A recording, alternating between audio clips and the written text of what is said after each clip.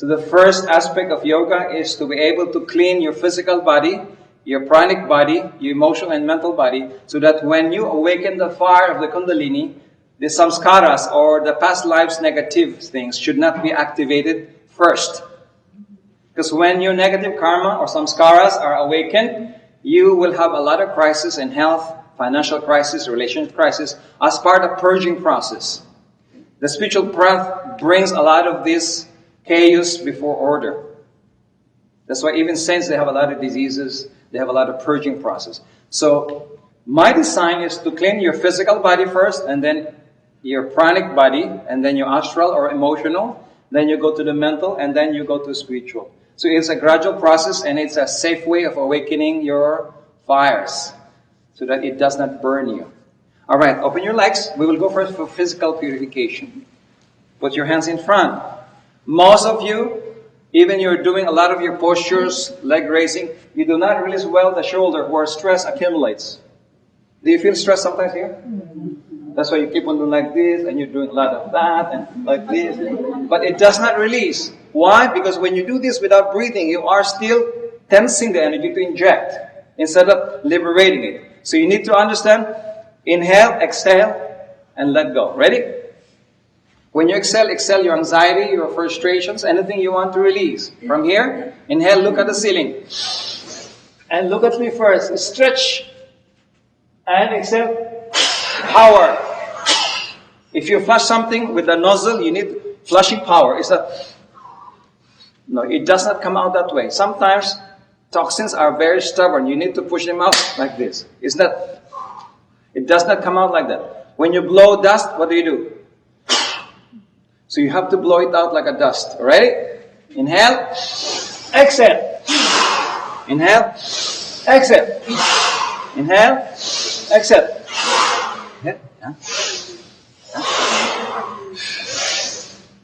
You need to stretch your abdomen, flush your lymphatic system.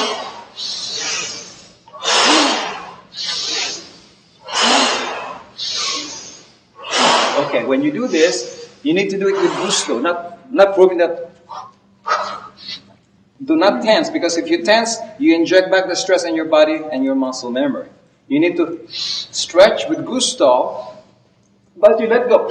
But power with let go. You need to combine letting go with power. Do not let go with relaxation, because some of the toxins, including entities, need to be extracted. You need to power, but at the same time letting go. Because if you hold it, a lot of you are holding your emotions here and here. You need to let go and let it come out. Who's out? Ready? Chin up, chin in.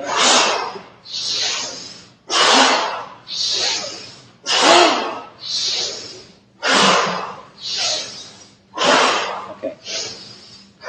As I said earlier, do not associate speed with relaxation. It doesn't mean that you slow yourself, you relax. You can let go fast.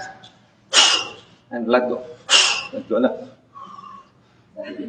That is the traditional way. You can be kicking and still calm inside. That is how you balance the internal and external power. Okay. Next, oxygenate and inject prana. Maximum. You have to put the volume of 5.5 liters. Ready?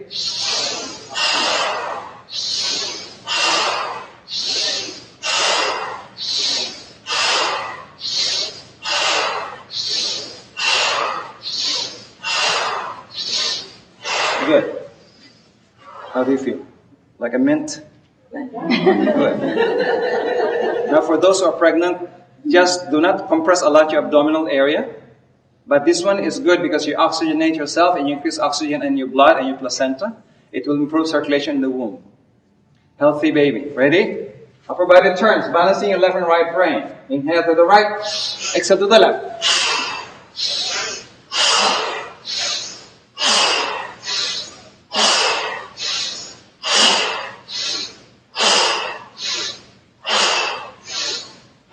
To the left.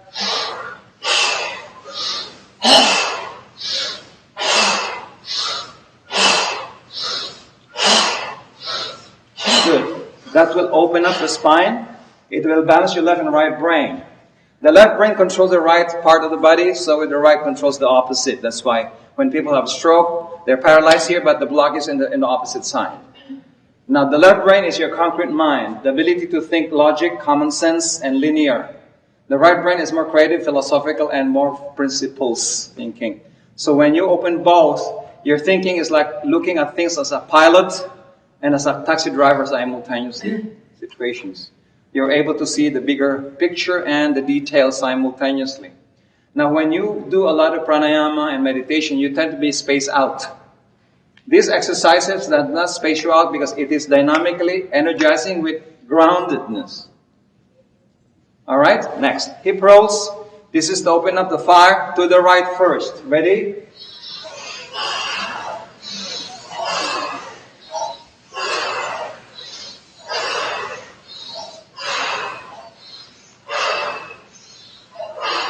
Opposite.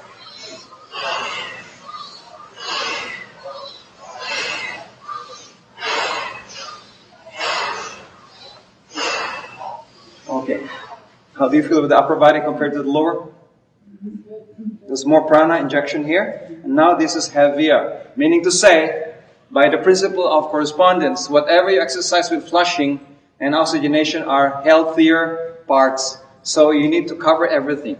Alright, next. We will do the abdominal. Instead of doing, you can do compression and sustain it a little bit to massage the organs inside. Instead of Uddiyana, which most people cannot do properly, you will just open your legs like this to open up the Kundalini and the connection to the earth, and then compress the abdomen and blow like this. To compress the organs, the liver, the kidneys, intestines, to massage them and make them healthier. Ready? Blow.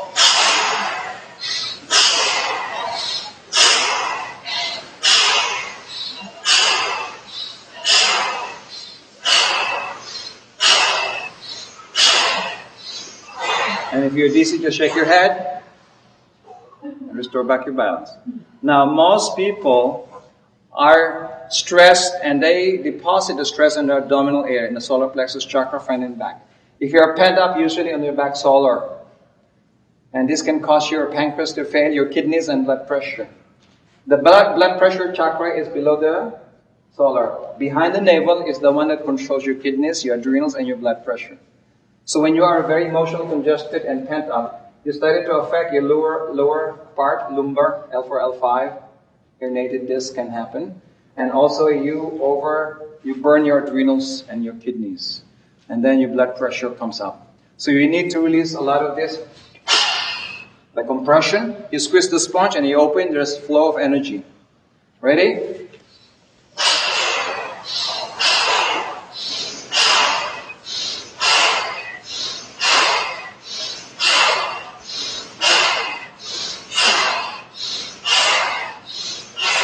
So it's a substitute for some of your breathing called Vipastrika and Kapalabhati.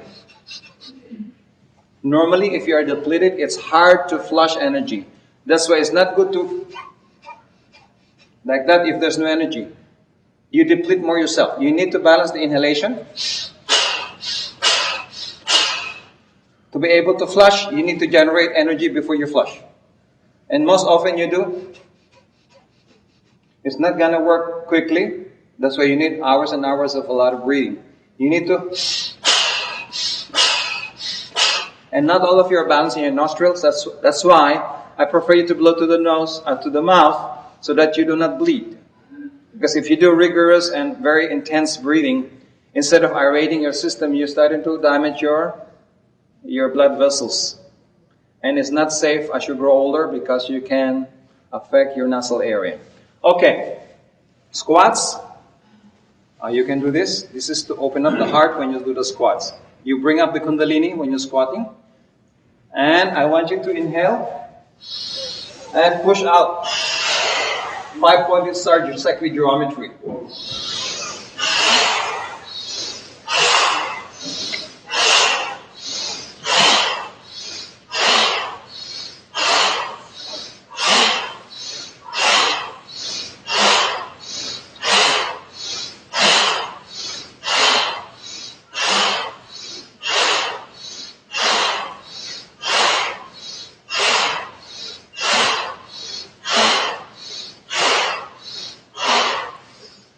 Observe your oxygen and your breathing. It is still not, because you have a high oxygen saturation versus carbon dioxide ratio.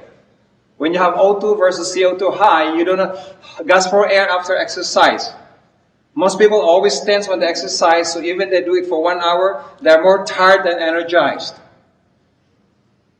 In this case, the more you do it, the more energized you become. Because oxygen and prana is always flowing. You are a pump of energy.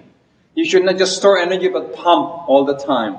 Since we are inside the universal life force, we should be swimming like the fish in the ocean. We are always energized rather than depleted.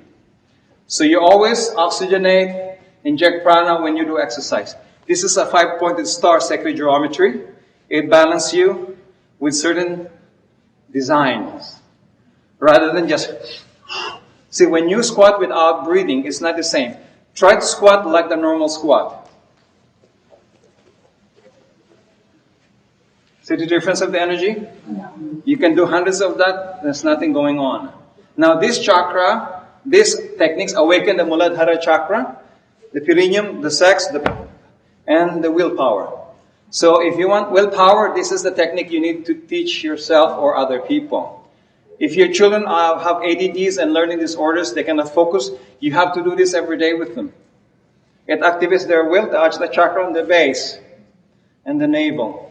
Alright, let's do it again. Inhale.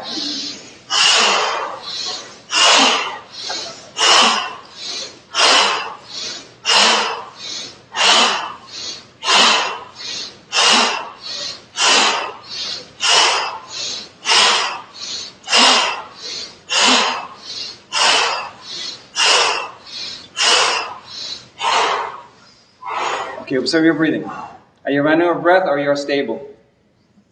You're stable. Even you do 100 of that, your breathing is sustained because you have high oxygen content in your blood. You only want to breathe fast when your oxygen is low. Yet you are not really absorbing oxygen when you breathe fast. You need to fill up your lungs, alveoli and air sacs absorb. Prana is absorbed in your nervous system. Sacred geometry, 5-pointed star. Alright, how do you feel?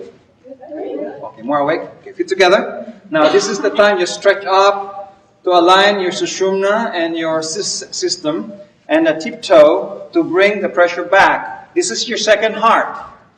If this is blocked, you have blood pressure problems, or you have circulation problems and kidney problems and lower back. So when you do the tiptoe, you're injecting ground prana upward to flow. Ready? Feet together. Inhale up.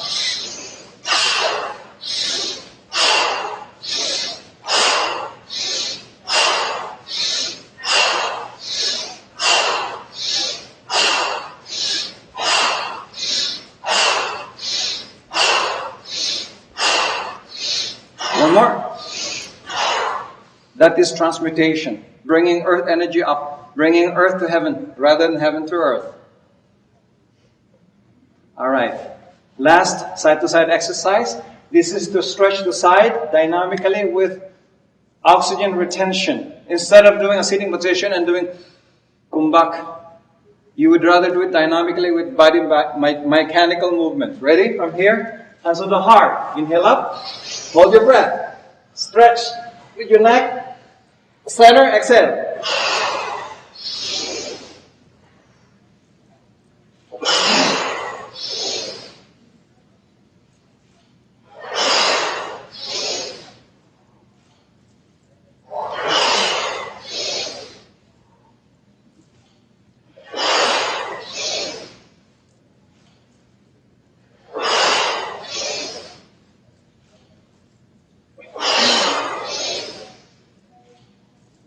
Exhale. How do you feel? That is called pranayama with biomechanics. You don't have to always sit and do. By using your body as your mudra instead of just fingers, your whole body is energized without having to sit.